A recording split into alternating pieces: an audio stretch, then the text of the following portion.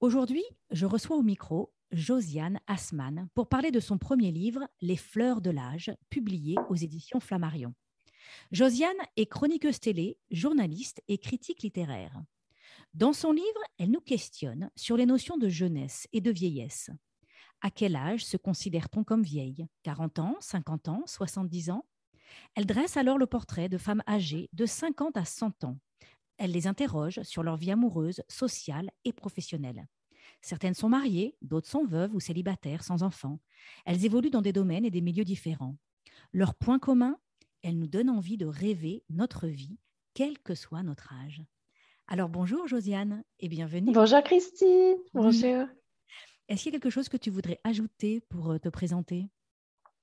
Ah non, c'est parfait, je suis ravie. C'est une belle présentation. Donc, dans ton livre, tu fais le portrait de plusieurs femmes qui ont entre 50 et 100 ans et tu appelles cette génération les pérenniales. Peux-tu nous expliquer ce Mhm. que tu veux dire par là? Oui, tout à fait. Alors en fait, les perennials, en anglais, ça veut dire plante vivace. Une plante vivace, contrairement à une autre plante, c'est une plante qui fleurit plusieurs fois. Et en fait, j'ai adoré ce mot quand je l'ai découvert. Alors, c'est pas moi qui l'ai inventé, hein, c'est une anglo-saxonne pardon, qui s'appelle Jean Appel et qui est rédactrice en chef d'un magazine qui s'appelle The What et qui a plus de 50 ans. Et en fait, elle s'est définie comme perennial parce que à travers cette idée de plante qui fleurit à plusieurs reprises, eh bien, on voit bien la démarche d'évolution, de réinvention. C'est-à-dire que ça caractérise un type de personnes qui vont pas se définir par leur âge ou par la génération à laquelle ils appartiennent, mais qui sont constamment en train d'apprendre, d'évoluer et qui vont donc se baser sur l'état d'esprit. Et en fait, c'est exactement ce que j'ai découvert en interrogeant ces femmes, c'est qu'elles ont cette capacité à se définir par leur curiosité, par leur envie d'apprendre, de lancer de nouveaux projets et jamais en fonction de leur âge. Donc, elles peuvent être âgées, mais rester absolument jeunes et vivantes dans leur tête. Et on pense à ces plantes vivaces qui fleurissent donc plusieurs fois, on se dit en effet, ce qui compte, c'est pas l'âge, c'est plutôt le terreau. Est-ce qu'il y a de la bonne terre? Est-ce qu'il y a des bons nutriments dans la terre? Et du coup, s'il y a tout ça, ben, la plante va refleurir. Exactement, en fait, le terreau, c'est l'état d'esprit, c'est-à-dire comment est-ce que notre mindset va conditionner notre vie. Et moi, ce que je voulais avec ce livre, avec cette enquête, c'était interroger ces femmes pour comprendre comment est-ce qu'elles pensaient, quelles étaient leurs valeurs, est-ce qu'elles avaient toujours été comme ça ou est-ce que ça a été un cheminement progressif pour comprendre vraiment d'où venait leur confiance en elles, leur liberté, le fait de gagner en puissance avec l'âge, alors même que tout le monde nous dit plutôt le contraire, c'est-à-dire que tout le monde a plutôt une image assez négative de la vieillesse, c'est-à-dire plus on avance en âge, bah, plus on est dans la perte. Et elle, au contraire, je voyais qu'elle gagnait énormément. Donc je me suis dit, il y a vraiment quelque chose à creuser. Et l'idée, c'était ça, c'était d'arriver à créer ce terreau pour les femmes âgées, mais aussi pour les femmes jeunes et pour les femmes de mon âge, enfin pour toute ma génération. Pour moi, ce sont des femmes qui justement inspirent la nouvelle génération dont je fais partie. Alors voilà, donc j'ai plein de questions sur tous les thèmes que tu viens d'aborder. Donc on va, ne vous inquiétez pas, je vais questionner Josiane sur tout ce qu'elle vient de dire. La première question que j'ai envie de te poser, c'est pourquoi cet intérêt pour les pérennials? Toi, tu as donc 33 ans. Oui. Donc déjà, ça m'interroge, voilà, pourquoi une femme de 33 ans s'intéresse à ce sujet? Comment ça t'est venu, cette idée? Pourquoi as-tu voulu écrire ce livre? Oui, alors en fait, tout est parti d'une rencontre. Je fais partie d'un club de lecture où il y a essentiellement quand même des personnes âgées, retraitées. Et naïvement, en intégrant ce club de lecture, bah, je pensais à aller à une réunion du samedi pour les petits vieux. Et en fait, j'étais surprise de découvrir tout le contraire, c'est-à-dire que je suis tombée sur des personnes qui avaient une vitalité, une soif de vivre, de l'humour, de la confiance. Je me suis dit, c'est incroyable le décalage qu'on a entre l'image qu'on se fait de la vieillesse et ce que j'avais en face de moi. surtout l'une des personnes de ce club de lecture qui s'appelle Jackie, qui a 70 ans et qui est devenue depuis une amie, avec qui j'ai pris un café un jour. Et en fait, je la voyais sur son smartphone, en train de préparer ses vacances, en train de préparer ses projets. Je la voyais extrêmement moderne, curieuse, vraiment avec une vie sociale très, très remplie. Je me suis dit, il faut absolument que j'aille interroger des femmes comme Jackie pour comprendre comment elles font et pour montrer que c'est pas parce qu'on vieillit qu'on se fane, en fait. Donc ça, c'était vraiment le point de départ de mon livre. Et la deuxième chose, c'est que, en fait, c'est intéressant parce qu'on me pose toujours cette question de pourquoi moi, en tant que jeune, je m'intéresse à des femmes plus âgées. Et bien parce que même les jeunes sont victimes de jeunisme. C'est-à-dire que même quand on est jeune, on a déjà cette hantise de la péremption, c'est-à-dire que moi j'ai entendu plein de fois des filles de 20 ans qui ont peur d'avoir des rides plus tard. À 30 ans, je me souviens très bien, on m'a conseillé déjà de mettre de l'anti-rides. On m'a dit alors 30 ans, ça va, c'est pas trop dur parce que ça y est, ça commence à vieillir. Je me souviens très bien de mon ancienne manager de 38 ans qui disait, oh là là, bientôt 40, l'enfer, le gouffre, ça y est, tout est fini. Alors qu'à 40 ans, on n'est même pas à la moitié de sa vie aujourd'hui. Donc je me suis dit, il y a vraiment un terrain à explorer pour comprendre pourquoi est-ce que si jeune, on a déjà peur de vieillir et pourquoi est-ce qu'on est dans une société si jeuniste alors même qu'on est dans une société vieillissante. Alors justement, voilà, quels sont les chiffres sur les pérennials? Est-ce que c'est une information que tu as? Combien il y a de personnes de plus de 50 ans en France, en Europe, dans le monde, je ne sais pas. Alors, j'ai pas de chiffres comme ça. Je sais que, alors attends, si je reprends peut-être, voilà, je sais que j'ai marqué au début de mon livre, c'est l'avant-propos, je vous le lis, il est juste à côté de moi, donc j'en profite. En 2040, 30% de la population sera âgée de plus de 60 ans. Une personne sur trois sera senior. Donc quand même, c'est pas rien. 2040, c'est demain, hein. Donc, alors, ce que je précise juste sur les perennials, c'est que on peut être jeune et être perennials, puisqu'en fait, c'est pas une question d'âge, c'est une question Oui. d'état d'esprit. Moi, ce qui m'intéressait, en fait, dans le fait de qualifier ces femmes de perennials, c'était de montrer l'état d'esprit qu'elles avaient. Mais on peut très bien avoir 20 ans et avoir déjà ce mindset de perennials. Ah oui, d'accord. Ça, c'est très intéressant, en effet, de bien préciser ça, qu'on peut être un perennials à 20 ans. Tout Et à donc, voilà, fait. moi, je décide, c'est un choix de vie, en fait. C'est un Exactement. état d'esprit et c'est un choix de vie. Formidable. Ah bah ça y est, oui, je suis perennial. Ah ben voilà. J'ai bien décidé, super. Alors, tu nous as dit tout à l'heure que donc, quand tu allais dans ce club de lecture, tu avais l'impression que, au début, initialement, que tu allais aller à un rendez-vous chez les petits vieux, et puis que finalement, tu t'es rendu compte absolument pas que ces personnes étaient pleines de créativité, de curiosité et tout ça. Est-ce qu'il y a quand même des idées préconçues que tu avais avant de faire ces interviews? Peut-être des choses, une image que tu avais avant de faire les interviews et peut-être des croyances dont tu as dû te débarrasser toi-même, même en étant très ouverte. Je ne sais pas. Je me pose cette question-là. Oui, complètement. Oui, oui, c'est vrai que, alors, une des croyances qui n'est évidemment pas vraie, c'est le fait qu'on dit parfois que les personnes âgées euh, sentent mauvais. Et alors, c'est bête, mais en fait, comme je les prenais dans mes bras, ces personnes que j'ai interrogées, parce que je les ai interviewées pendant des heures et on est devenus amis, donc à la fin, on se prenait dans les bras. Et quand j'ai senti leur parfum, quand j'ai senti à quel point elles sentaient bon, je me Mhm. suis dit, mais c'est fou quand même d'avoir cette croyance. Ça, c'est une croyance que j'avais. Je me souviens avoir été aussi très surprise en interrogeant Colette, qui est la grand-mère d'une de mes meilleures amies, qui a 92 ans, quand elle m'a dit qu'elle adorait faire du blablacar avec des inconnus. Ça m'a surprise parce que je me suis dit, bah, peut-être que les personnes âgées ont un peu plus de mal à aller vers des jeunes, sont peut-être un peu moins ouvertes avec l'âge. Et au contraire, elle m'a dit qu'elle adorait ça justement pour rencontrer des nouvelles personnes, qu'elle était très sociable, qu'elle n'avait pas du tout peur. Et je me suis rendu compte à quel point c'était quand même un état d'esprit, c'est-à-dire que euh, on connaît tous des jeunes qui sont jeunes dans leur âge et qui sont déjà vieux dans leur tête. Et à l'inverse, ces femmes qui sont âgées dans leur âge, je les trouvais parfois même plus jeunes et plus ouvertes que moi. Hmm. Et je précise qu'elles sont d'ailleurs très modernes, hein.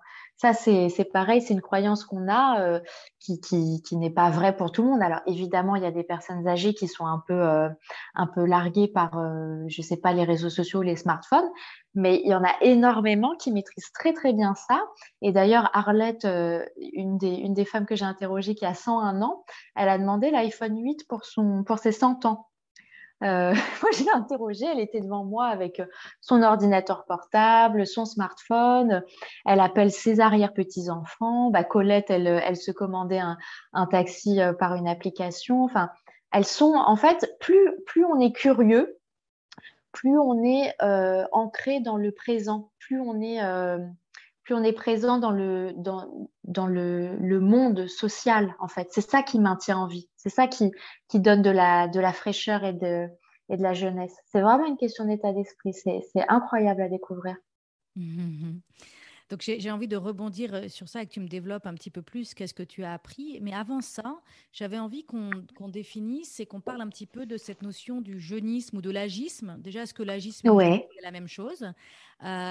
Et voilà, qu'est-ce que c'est que ce phénomène? Oui, alors l'agisme, en fait, c'est pas exactement pareil que le jeunisme. L'agisme, c'est lorsque l'âge est utilisé pour catégoriser et diviser des personnes de telle façon qu'elles vont subir des préjudices et des injustices, qu'elles sont désavantagées. Mais l'agisme concerne à la fois des personnes âgées et des personnes jeunes, alors que le jeunisme, en fait, c'est la tendance à vouloir absolument contrer la vieillesse, à vouloir aller absolument vers la jeunesse. Donc, c'est pas tout à fait la même chose, mais en tout cas, ce qui est intéressant de constater, c'est que c'est une forme de discrimination, au même titre que le sexisme, que le racisme. C'est un phénomène qui est mondial, dont on ne parle absolument pas, bien qu'on en parle un peu plus maintenant, parce que pour la première fois, l'ONU a fait un rapport sur l'agisme, parce qu'en fait, on ne s'en rend pas compte, mais une personne sur deux a une remarque agiste dans le monde. Donc, c'est moi, c'est toi, c'est toutes les personnes qui nous écoutent. En fait, on s'en rend pas compte, mais c'est tellement ancré dans notre quotidien.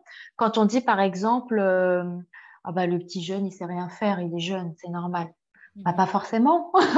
À l'inverse, quand on dit la vieille, elle perd la boule, c'est pareil, c'est une remarque agiste. C'est pas parce Mhm. qu'elle est vieille qu'elle n'a plus de mémoire. La mémoire, c'est un muscle. Donc en fait, si on l'entretient, moi je l'ai vu, les femmes que j'ai interrogées, elles ont plus de mémoire que moi. Mhm. Donc, donc en fait, c'est toutes ces petites remarques qu'on a l'habitude d'entendre et qui sont tellement intégrées qu'on n'y fait plus attention. Mais ce qui est très dangereux avec l'agisme, c'est que plus on l'intègre, plus on le vit et plus on se dénigre, en fait. Quand on vieillit, quand on pense par exemple que comme on est vieux, eh ben, on ne sert plus à rien, on n'a plus d'utilité sociale ou professionnelle, eh bien, c'est là où on prend un coup de vieux. C'est parce qu'on pense ça qu'on le devient, pas parce qu'on est vieux. Mhm. Donc, en fait, c'est ce qu'on appelle une sorte de prophétie Mhm. autoréalisatrice, pardon. C'est de l'auto-agisme. C'est Voilà, quand on se souvent, dit l'image que vous avez de vous-même est une prophétie qui s'autoréalise. Tout à fait. exactement. Quand on dit je suis trop vieille pour, alors ça, le nombre de fois où je l'ai entendu, mais même avec des personnes jeunes, ah non, mais je suis trop vieille pour faire ça maintenant, je suis trop vieille pour changer de travail, je suis trop vieille pour porter une tenue que j'ai envie de porter, je suis trop vieille pour mettre de la couleur, je suis trop vieille pour, j'en sais rien, danser la salsa le soir. Bah, en fait, plus on se dit ça, plus on le devient vieille. En effet, c'est ça le problème. C'est pas Mhm. tant l'âge, c'est le comportement que l'on adopte vis-à-vis de l'âge, en fait. Mhm. Mhm. Tout à fait. Donc, tu parles dans ton livre de déconstruire la notion de jeunesse. Ouais. Qu'est-ce que tu veux dire par là?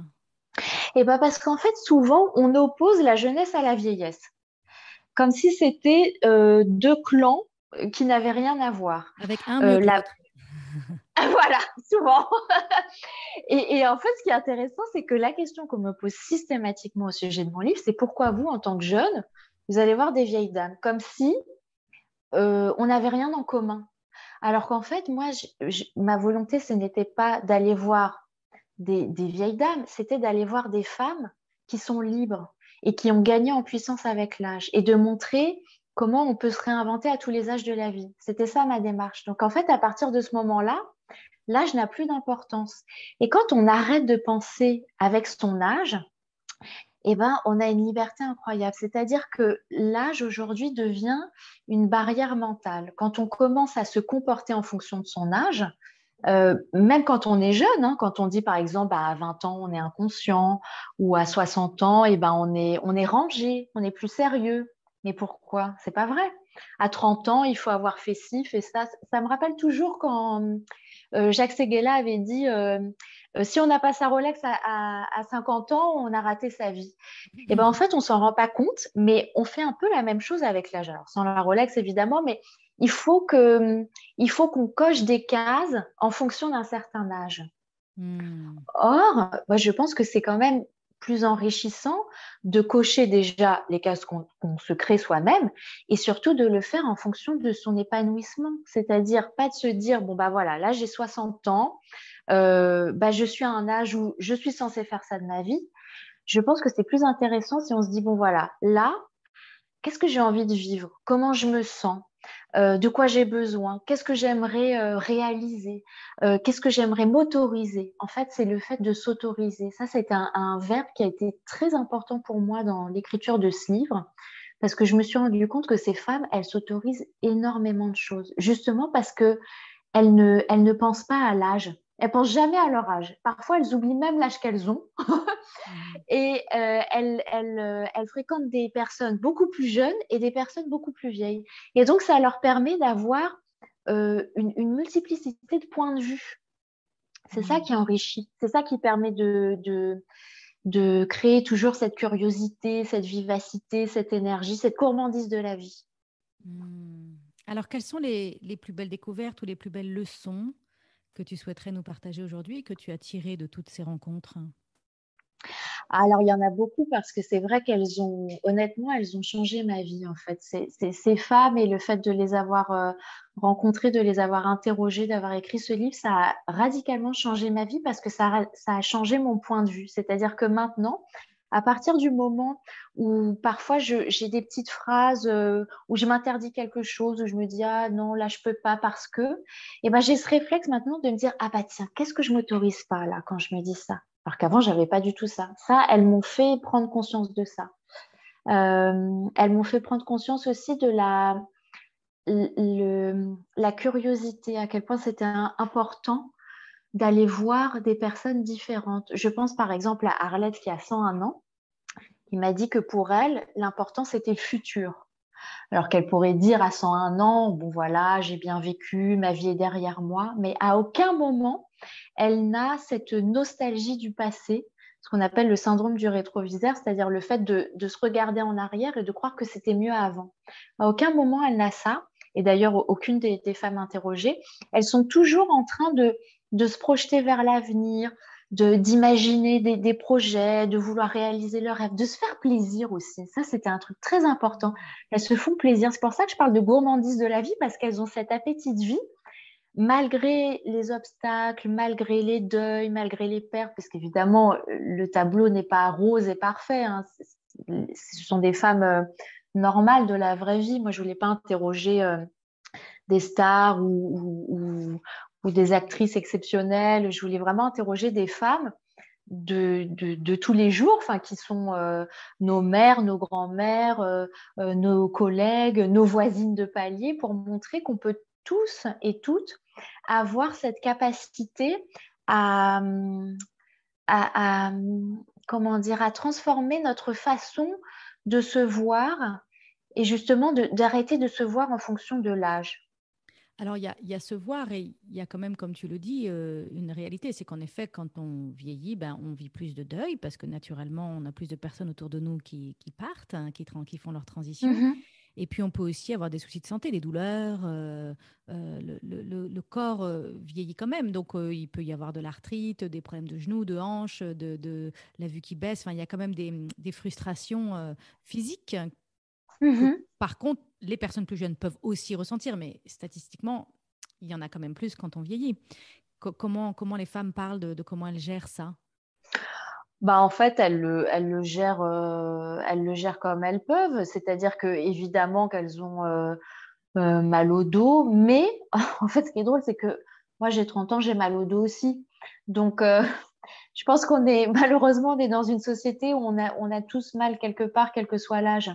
Et ce qui est étonnant, c'est que comme elles cultivent cette curiosité dont je parlais, en fait, elles adorent marcher, elles adorent, je pense par exemple à Dominique qui a 70 ans, qui part faire des treks en Inde à 4000 mètres d'altitude pour financer une ONG dont elle est présidente. Et je lui dis, bah alors Dominique, tu es super sportif, qu'est-ce que tu fais? Elle me dit, ah non, moi j'ai horreur de ça, je fais pas de pilates, je fais pas de yoga, ça m'ennuie. Alors, je lui dis, bah si tu arrives à faire des treks, comment tu fais? Elle me dit, mais parce que c'est tellement beau là où je suis dans ce paysage, qu'en fait le fait de marcher, évidemment que c'est intense. Mais elle est tellement heureuse, elle est tellement épanouie de cultiver ça que c'est une façon pour elle de s'entretenir et de faire du sport. Mm. Perla, elle va marcher tous les jours. Colette, c'est pareil, elle va marcher tous les jours et c'est une forme de méditation pour elle. Donc l'idée, c'est quand même d'arriver à bien vieillir et de s'entretenir parce qu'on est vraiment dans une société de la longévité, c'est-à-dire que on est en train d'allonger l'espérance de vie. Donc, d'année en année, on va vieillir de plus en plus vieux. On va tous finir à centenaire. Donc, il faut bien avoir ça en tête. C'est-à-dire que aujourd'hui, on va avoir toute une vie après la retraite. Et l'idée, c'est qu'est-ce qu'on va faire de cette vie et comment on la remplit le plus possible et comment on s'autorise justement à la vivre pleinement. Mm. Mm. Donc, cette image, je voudrais revenir sur cette image du syndrome du rétroviseur parce que j'ai eu moi personnellement une révélation il n'y a pas si longtemps que ça. Donc, moi, j'ai 47 ans, donc je m'apprête à rentrer dans cette catégorie, en fait, j'ai encore le temps, mais voilà, je sens que le nouveau chapitre, en fait, c'est d'aller vers mon corps qui va montrer des signes de vieillesse. Et donc, c'est vrai qu'il y Mhm. a. Et donc, qu'est-ce que ça veut dire? Qu'est-ce que la société nous renvoie par rapport à ça? On a toutes les crèmes anti-âge. Voilà, avoir des signes de vieillesse sur son corps, c'est très mal vu. Et donc, j'avais justement pas envie. J'ai eu cette conscience avant d'entendre parler que ça s'appelait le syndrome du rétroviseur. Je me suis dit, mais moi, j'ai pas envie de regarder en arrière et d'avoir des regrets. J'ai pas envie de me projeter sur mon passé, de me dire, ah, si seulement je pouvais encore être comme j'étais avant. Et donc, ce que j'ai fait, c'est que j'ai créé un tableau de vision sur lequel j'ai collé que des images de femmes bien plus âgées que moi que je trouvais belles. Et donc des femmes qui montraient tous les signes de vieillesse, hein, des rides, des cheveux gris et tout ça, mais que je trouvais tellement rayonnantes et tellement belles parce que je me suis dit, j'ai envie de me réjouir du futur, en fait. Et c'est ce que tu disais tout à l'heure, hein, de cette femme qui disait, ce qui compte, c'est l'avenir, c'est le futur. Et moi, j'avais envie de profiter de l'instant présent, bien évidemment, pleinement, et en même temps, de ne pas avoir peur et d'avoir envie d'aller vers mon avenir. Voilà. Ouais, mais c'est génial ce tableau de vision, de visualisation. Je trouve ça vraiment très beau. Et d'ailleurs, c'est quelque chose qu'on a fait, parce qu'en fait, le livre a fait l'objet d'une exposition en galerie d'art à Paris, dans une galerie qui s'appelle L'Œil Bleu. Et j'ai monté l'exposition avec Sandrine Alouf, qui est une créatrice qui s'est elle-même réinventée à de nombreuses reprises dans sa vie. Et en fait, on a fait tout un mur d'inspiration où on a collé des photos de femmes très âgées qui étaient rayonnantes, qui étaient drôles, qui étaient stylées, qui étaient en train de créer pour montrer des choses qu'on ne voit jamais nulle part, que ce soit dans les médias, les films, les publicités, les magazines, de montrer que ça peut être beau de vieillir, que ces signes de l'âge, justement, ça peut aussi être une façon de raconter la vie qu'on a eue. Tu parlais de rides tout à l'heure et c'est vrai qu'il y a un vocabulaire qui est extrêmement violent autour de ces crèmes qu'on appelle anti-rides, anti-âge. Alors, qu'est-ce que ça veut dire anti-âge? Le fait de ne plus avoir d'âge. C'est pas possible de plus avoir d'âge. C'est comme ne pas avoir de rides. Les Mm. rides, c'est aussi une façon de raconter nos expériences en fait. Donc, si on les lisse, si on les gomme, ça veut dire qu'on cache aussi ça. Donc, c'est pas anodin. Je pense à cette phrase de Jeanne Moreau que j'aime beaucoup qui dit: La peur de vieillir abîme plus que l'âge. Et c'est vrai qu'il y a une pression immense chez les femmes, puisqu'on nous fait croire que vieillir, c'est négatif, que vieillir, c'est forcément quelque chose de laid, alors que vieillir, c'est aussi la chance de vivre.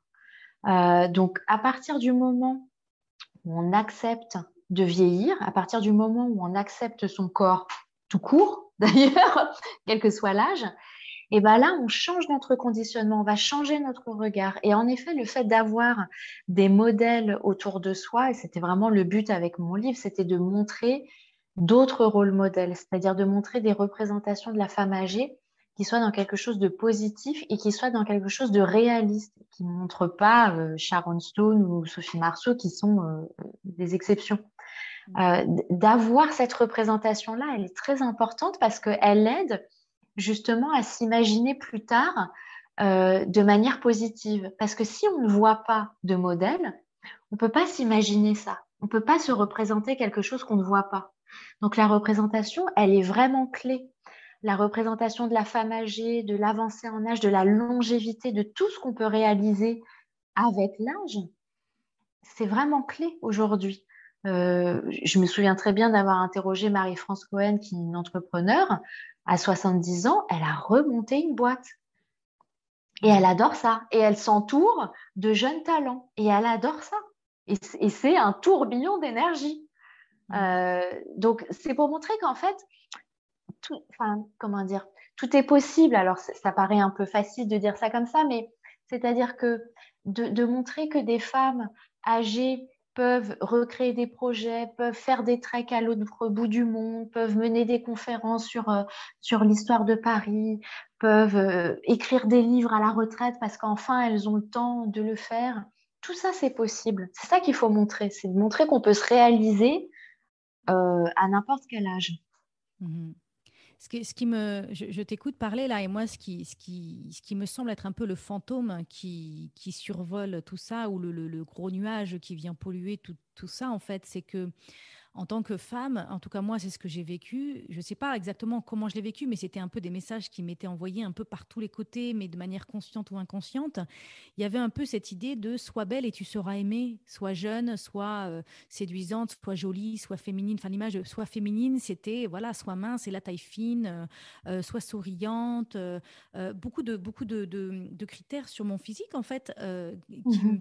qui me disaient et tout ça, et tu seras aimée, tu recevras de l'amour. Et donc, il y a beaucoup de peur quand notre corps vieillit et que peut-être on perd notre taille avec la ménopause, enfin, ça dépend, voilà, on prend des rides et donc il y a cette peur de se dire je vais plus être aimée, on va plus me regarder, on va plus.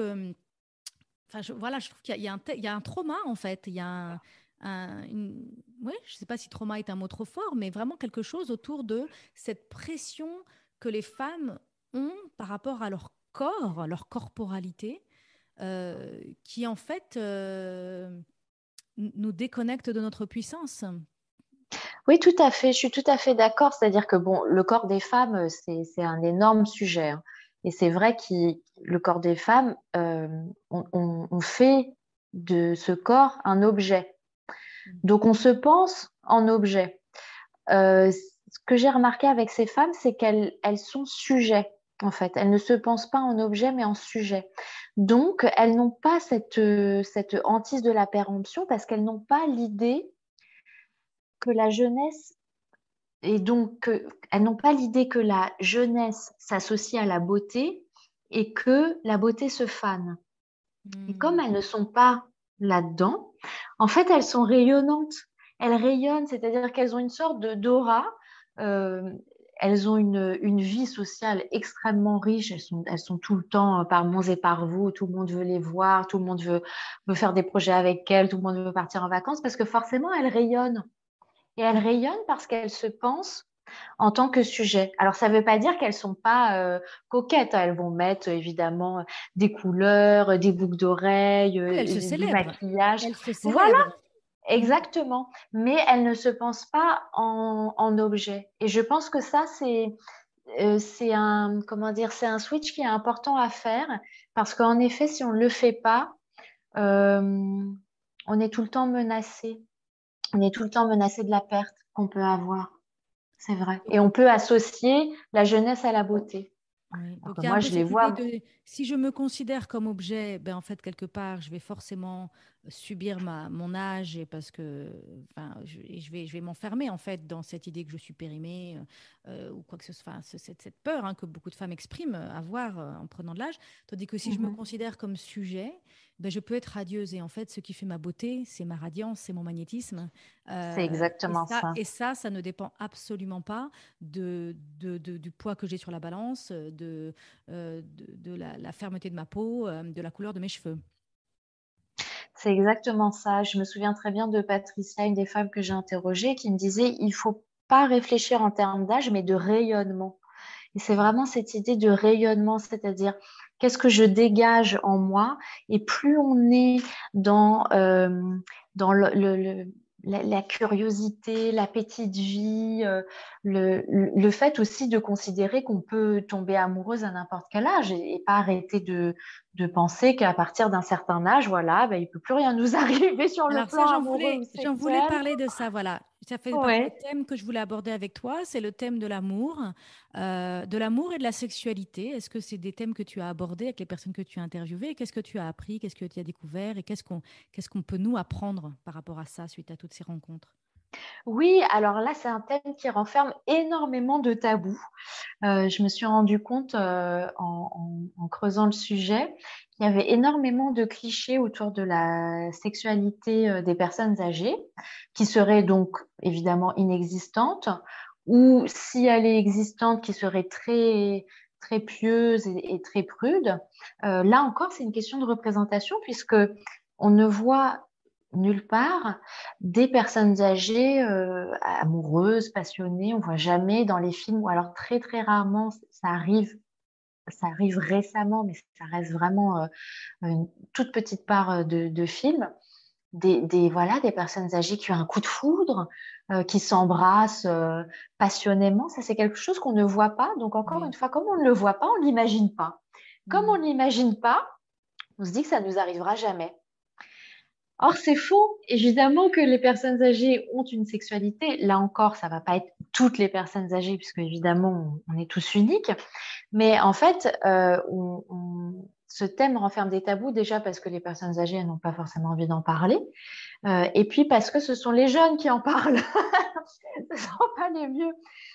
Mais bien sûr qu'on peut aimer à tous les âges. C'est-à-dire qu'il n'y a pas d'âge limite pour l'amour. Jusqu'à notre dernier souffle, nous sommes en mesure, l'être humain est en capacité d'aimer et de désirer. Ça, c'est pas quelque chose qui se périme ou qui s'arrête. Euh, Nos cœurs peuvent s'aimer et nos corps peuvent s'aimer. Jusqu'à la toujours, fin. toujours. Et là encore, plus on s'autorise à ça, plus ça arrive, évidemment. Le problème, c'est quand on ne se l'autorise pas. Quand on se dit, je suis trop vieille pour refaire ma vie, je suis trop vieille pour avoir un rencard, Mhm. ben on se bloque de ça, Mhm. en Mhm. fait. Et Mais il y a aussi toutes les personnes qui sont encore en couple, hein, qui sont âgées et qui sont encore en couple et qui peut-être aussi se limitent et se disent, oh, on n'a plus l'âge et quelque part ferment la porte à leur sexualité alors qu'en fait, ils pourraient encore s'amuser. oui, bien sûr. Et ce qui est intéressant aussi, c'est que la sexualité des personnes âgées se métamorphose. C'est-à-dire que on est plus dans ce qu'on appelle le slow sex, le fait de gagner en intensité, mais pas forcément en performance. C'est une vision qui est moins traditionnelle que celle qu'ont les personnes plus jeunes, mais ça ne veut pas dire qu'on perd en intensité. Au contraire, ça veut dire qu'on fait l'amour différemment.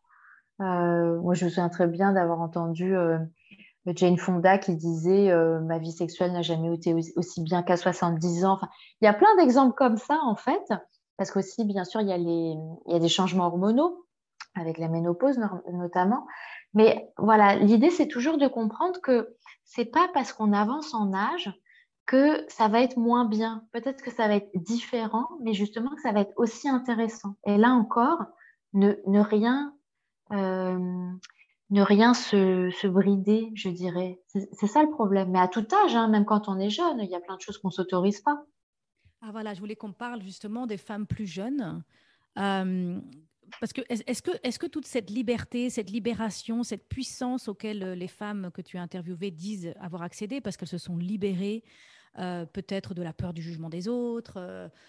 Donc il y a vraiment une phase de libération. Il y a aussi le fait que quand on est plus âgé, on est libéré de la parentalité, on est libéré peut-être du travail. Enfin, il y a différentes choses dont on est libéré qui nous permettent d'être plus libres. Tout simplement, on a plus de temps et on peut plus facilement faire ce qu'on veut, monter dans la voiture, partir, aller quelque part. Enfin voilà. Mais est-ce que c'est quelque chose qui se produit justement que à cette étape de vie parce qu'on est libéré de la parentalité, peut-être du travail et de certaines choses, ou est-ce que vraiment, et toi, enfin, tu avais l'air de dire que ça a changé ta vie et que toi, aujourd'hui, à 33 ans, tu arrives à intégrer des leçons, mais voilà, est-ce que c'est une utopie ou est-ce que vraiment on pourrait avancer l'âge à laquelle on apprend ces leçons, en fait?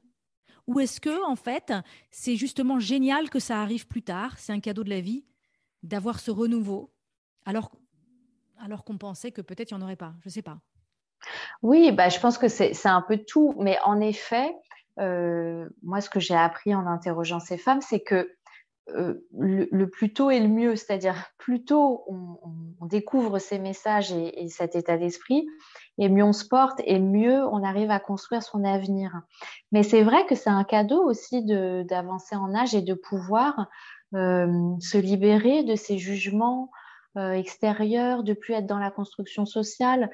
Je me souviens très bien de Patricia qui me disait, le plus dur, c'est d'être jeune, en fait. Parce que quand on est jeune, justement, on est très sensible au regard extérieur, on est dans la construction, donc en fait, on a la tête dans le guidon et on essaye, on apprend à se connaître, donc on fait des erreurs et puis on se fait pas confiance et puis le temps passe et une fois qu'on a assez d'expérience avec l'âge, notamment, on est libéré de ça parce qu'on a coché toutes ces cases. On n'a plus besoin de ça, en fait. On n'a plus besoin de montrer ce qu'on sait faire. On sait déjà ce qu'on sait faire. Donc, c'est très libérateur parce que on sait qui on sait ce qu'on veut et ce qu'on ne veut plus. Donc, on peut se permettre plus de choses. Et on est Ça, c'est aussi quand même un fier, et on cadeau. est aussi fier du chemin parcouru. Quelque part, si ça avait été, Exactement. voilà, la question que je me pose, c'est si ça avait été, enfin, c'est aussi intéressant de se dire que c'est un état qu'on a acquis. En fait, c'est un travail de libération qui se fait avec le temps. Mais en même temps, c'est vrai que je pense que les personnes plus jeunes, et moi j'ai trois filles notamment, et j'ai à cœur de leur transmettre le plus que je peux. En même temps, j'accepte qu'elles vont faire leur chemin et que le vrai cadeau, c'est de faire son propre chemin. Mais c'est vrai que c'est intéressant aussi de chercher à transmettre, et d'essayer d'envoyer des pistes d'orienter un peu pour aller vers cette libération le plus tôt possible. Mhm. Oui, tout à fait. C'est vrai que c'est aussi le temps de la transmission. Et c'est vraiment une sorte de dépouillement. Les femmes que j'ai interrogées me parlaient de ça, c'est-à-dire qu'elles se sont libérées des contraintes, des obligations. Donc, en fait, elles sont beaucoup plus, elles se sentent beaucoup plus légères. Elles sont pas en train de bâtir quelque chose. C'est pour ça qu'il faut aussi en profiter, en fait, quand on atteint un certain âge, parce que justement, on a cette liberté de pouvoir le faire. Donc, il y a vraiment, euh, derrière tout ça, il y a vraiment un travail sur l'estime de soi qui a à faire, sur le fait d'actualiser aussi l'image que l'on a de soi, c'est-à-dire pas rester dans le passé, mais actualiser l'image d'aujourd'hui avec les rides, avec ce que ça comporte, et puis de l'accepter, cette image, et puis de voir comment on peut jouer avec, en fait, comment est-ce qu'on peut s'amuser. Moi, je sais que, par exemple, l'une de mes idoles, c'est Iris Apfel, elle a 100 ans. Moi, je Mhm. la trouve beaucoup plus fun, stylée, intéressante que, je sais pas, une pop star de 20 ans, par exemple. Donc, Mhm. c'est aussi un âge où on devient un modèle pour les jeunes générations. D'avoir rencontré ces femmes, ça m'a beaucoup appris parce que j'ai pu leur poser des questions, parce qu'elles sont passées par là, en fait. Elles connaissent tout ça, donc elles ont les réponses. Donc, c'est vrai que dans ton livre, là, il y a un vrai message de cultiver les liens intergénérationnels. Mhm. Donc, toi, tu as été vers ces personnes. Qu'est-ce que tu recommandes à nos auditrices et à nos auditeurs qui nous écoutent? Comment est-ce qu'on peut cultiver ces liens intergénérationnels? Qu'est-ce qu'on pourrait faire autrement aujourd'hui pour que cette transmission se fasse plus facilement? Ah bah c'est très simple, il faut aller parler à une personne âgée. Allez parler à votre voisine de palier, puis vous allez voir, ça se trouve, c'est une femme extraordinaire. J'en parle parce que c'est exactement ce qu'a vécu donc Sandrine Alouf, la personne avec qui j'ai fait l'exposition Les Fleurs de l'âge à la Galerie L'Œil Bleu. Sa voisine de palier s'appelle Jeanne, elle a 84 ans. Elle nous a raconté sa vie. Elle a une vie romanesque au possible.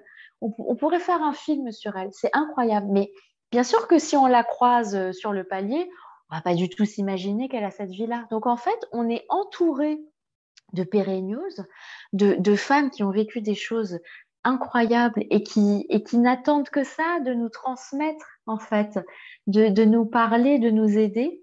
Donc c'est à nous aussi, en tant que personnes plus jeunes, d'aller faire un pas vers elles, d'aller à leur contact et à l'inverse, bien sûr, les personnes âgées de le faire dans les deux sens parce que en fait, c'est bénéfique dans les deux sens. Et c'est d'ailleurs l'un des conseils que donne le rapport de l'ONU pour combattre l'agisme. Il y a le fait de mettre en place, bien sûr, des législations, des campagnes, etc. Mais il y a tout ce qui concerne les activités éducatives et les contacts intergénérationnels. C'est-à-dire qu'à partir du moment où on crée un lien avec une personne âgée, elle n'est plus dans l'isolement, elle n'est plus dans la solitude. Et on estime quand même que 6,3 millions de cas de dépression dans le monde sont dus à l'agisme. Donc c'est énorme. Ça coûte des milliards de dollars par an aux États-Unis. Donc en fait, ça veut dire qu'on perd des milliards de dollars à cause des préjugés que l'on a sur l'âge et notamment sur la vieillesse. Donc je pense que le plus important, c'est déjà soi-même dans sa tête de prendre conscience de l'agisme et de la façon aussi dont on se parle quand on se dit ah bah ma vieille, ça y est, t'as Alzheimer. Ça, c'est une remarque agiste. C'est une remarque qui est négative et qui n'est pas forcément vraie en plus. De réagir aussi face aux autres quand on entend une remarque agiste et de leur expliquer pourquoi et ce que c'est, parce que parfois les gens ne savent pas ce qu'est l'agisme. Je donne un exemple. Par exemple, l'autre jour, j'avais entendu une femme qui disait ah bah Patti Smith, c'est incroyable parce qu'elle est toujours belle à son âge. Elle est encore belle à son âge. Alors j'ai dit non, elle est belle tout court. Elle n'est pas encore belle, en fait. Tous ces petits mots de encore, toujours, tout ça, faut l'enlever parce que c'est faux. Elle est belle, point. Donc, prendre conscience, expliquer, nommer les choses, c'est déjà énorme. Et ensuite, faire une action envers une personne âgée. Et vraiment, j'invite toutes les jeunes personnes à faire ce pas, à faire ce pas. Moi, je me suis fait plein de copines de plus de 70 ans. J'ai enregistré un épisode avec Camille Sfez dans lequel Ouais, on parle des cercles de femmes. ouais. Et moi, personnellement, j'aimerais beaucoup vivre chez moi. Donc, je vis en Californie, donc avec les personnes de mon entourage et de ma communauté, un cercle de femmes multigénérationnel, donc avec mes filles et avec les grands-mères du quartier, quoi. Et d'avoir tous les âges représentés dans le cercle, en fait. C'est très important. Et je pense que c'est comme ça aussi comment dire, qu'on construit une société meilleure, c'est-à-dire une société qui est dans la mixité. Moi, le Mhm. fait qu'on me pose la question à chaque fois de savoir pourquoi est-ce qu'une jeune va voir des vieux, c'est quand même très représentatif Oui. de la façon dont on considère nos vieux. Mhm. C'est vrai. Mhm. Ça veut dire qu'on ne se mélange pas, en fait. Non. Et qu'on pense que on pense qu'on va pas se comprendre. On pense qu'on n'a Que rien à se dire et voilà, qu'on n'a rien à faire ensemble. alors qu'au contraire, au Mhm. contraire. Oui, formidable, formidable, formidable. Bah, écoute, Josiane, on arrive à la fin de cet épisode. Est-ce qu'il y a quelque chose, un dernier message que tu souhaiterais transmettre à nos auditeurs avant de clôturer? Eh bien, je voulais juste préciser qu'il faut arrêter de faire croire aux femmes qu'elles ont une date de péremption. Et Mhm. surtout, ne croyez pas que vous n'avez plus rien à transmettre parce que vous vieillissez. Au contraire, ça peut être un temps merveilleux, même s'il n'est pas parfait. De toute façon, c'est jamais parfait. Mais ça peut être un temps où on savoure des choses et où on se découvre soi-même. Hmm, formidable, formidable. Et alors, où est-ce que les auditeurs peuvent te retrouver? Donc, bien évidemment, je vous invite tous à vous procurer le livre de Josiane, Les Fleurs de l'âge, publié aux éditions Flammarion. Et sinon, où est-ce qu'on peut te retrouver ou te suivre? Est-ce que tu es présente sur les réseaux? Oui, j'ai un compte Instagram qui s'appelle Josie, alors Josie, reporter déco, où je partage mes inspirations déco, poésie, littérature, mode et voilà, tout, tutti quanti. tout l'univers. D'accord, donc Instagram, c'est l'endroit où te retrouver, où te suivre si on a envie de rester dans ton énergie. J'ai vraiment énormément apprécié la profondeur de tes propos, la simplicité et la profondeur de tes propos. Ça m'a beaucoup éclairé. Je ressens en cette fin d'épisode mon cœur grand ouvert.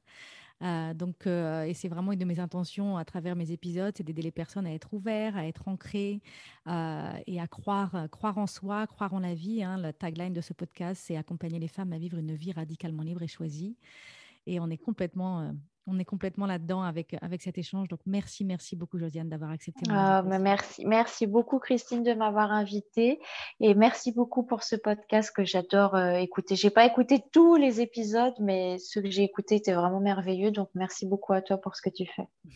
Merci, à bientôt. Au revoir. Alors voilà, ma conversation avec Josiane est terminée. Mais si vous avez envie de continuer à explorer cette thématique d'oser rêver sa vie, de connecter à sa puissance à tout âge et de se rendre visible, alors je vous invite à écouter l'épisode 54 intitulé Rêver sa vie en couleur, ainsi que l'épisode 60 Femmes puissantes et vulnérables, et enfin l'épisode 67 L'invisibilisation des femmes de plus de 45 ans. Si vous avez aimé ce podcast, abonnez-vous pour que je puisse continuer à vous partager des ressources pour vous aider à vivre une vie radicalement libre et choisie. Je vous invite à mettre 5 étoiles sur Apple Podcast ou sur votre plateforme préférée. C'est vraiment le meilleur moyen de me soutenir. Vous pouvez aussi partager l'épisode que vous venez d'écouter avec votre entourage si vous pensez que cela pourrait les intéresser. Et si vous avez envie d'aller plus loin, j'ai créé un programme vidéo sur 5 jours gratuit pour vous aider à ne plus vivre votre vie à moitié endormie. Vous le trouverez sur mon site www.christinelevicky.com. À bientôt pour un nouvel épisode.